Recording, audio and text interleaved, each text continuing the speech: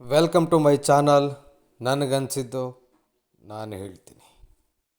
ಕೆಲವೊಂದು ಇನ್ಸ್ಟಾಗ್ರಾಮ್ ವೀಡಿಯೋಗಳಿಗೆ ಯಾವ್ಯಾವ ಥರ ಫನ್ನಿ ಕಾಮೆಂಟ್ಗಳನ್ನ ಹಾಕಿದ್ದಾರೆ ಅನ್ನೋದನ್ನು ನಾನು ಓದ್ತಾ ಹೋಗ್ತೀನಿ, ನೀವು ಎಂಜಾಯ್ ಮಾಡ್ತಾ ಹೋಗಿ.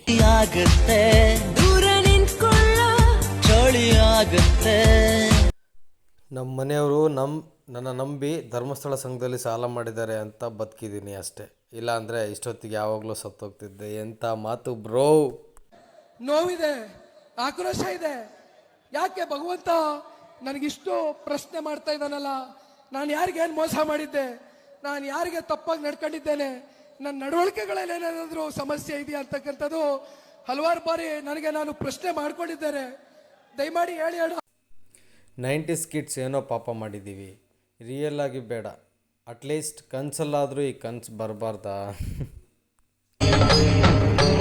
ಇದೆ, ಇಲ್ಲೊಂದು ಸಮಸ್ಯೆ ಖಂಡಿತ ಇದೆ.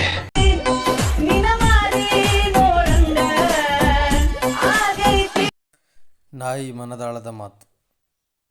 ಈ ಸುಳಿ ಮಕ್ಕಳದ ಕಿರಿಕಿರಿ ಸಾಕಾಗೋಗೈತಿ.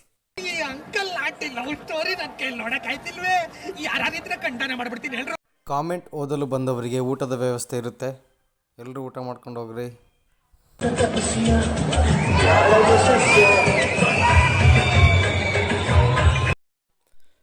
ಆಲೋಚಿಸಿ ಮುಂದೆ ಸಾಗಿ.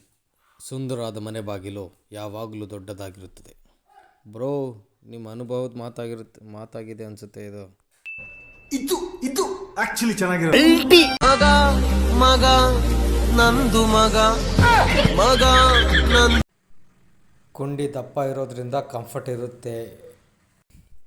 ಮೋಸ್ಟ್ಲಿ ಇರಲೇಬೇಕು ಬ್ರೋ, ನೀನು ಹೇಳಿದ್ದು ನಿಜ ಐತೆ. ಅರ್ಥ ಆಯ್ತು ಅನ್ಸುತ್ತೆ. ಕುಂಡಿಗೋಸ್ಕರ ಏನೋ ಬ್ರೋ, ಅದು ನನಗೆ ಗೊತ್ತಿಲ್ಲ. ಅವನು ಅಂಡ್ರು ಬೇರೆ ಹಾಕಿಲ್ಲ ಕಣ, ಪಂಚಿ ಡೈಲಾಗ್ ಹೇಳ್ಬಿಟ್ಟು ಹೋಗ್ತಾ ಇದ್ದ.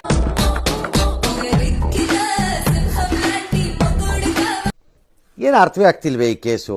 ಎಳೆ ಮಗು ಆಗಿದ್ದಿದ್ರೆ ಓಕೆ, ಏನಿದು ಏನೋ ಗೊತ್ತಾಗ್ತಿಲ್ಲ.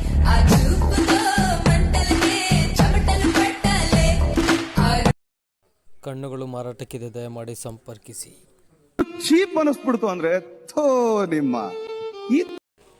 ಇಂಥ ನನ್ನ ಮಕ್ಕಳಿಗೆ ಹುಡುಗಿರು ಸಿಗೋದು, ಅದಕ್ಕೆ ಹೇಳೋದು ಪ್ರೀತಿ ಕುರುಡು ಅಂತ. ಇದಕ್ಕೆಲ್ಲ ಕೇರ್ ಮಾಡಲ್ಲ. ಡೋಂಟ್ ಕೇರ್ ದೆನ್ ವೈ ಕಣ್ಣೀರ್? ನಿಮಗೆ ಇಷ್ಟ ಆಗಿದ್ರೆ ಲೈಕ್ ಮಾಡಿ, ಶೇರ್ ಮಾಡಿ, ಸಬ್ಸ್ಕ್ರೈಬ್ ಮಾಡಿ. Thank you for watching.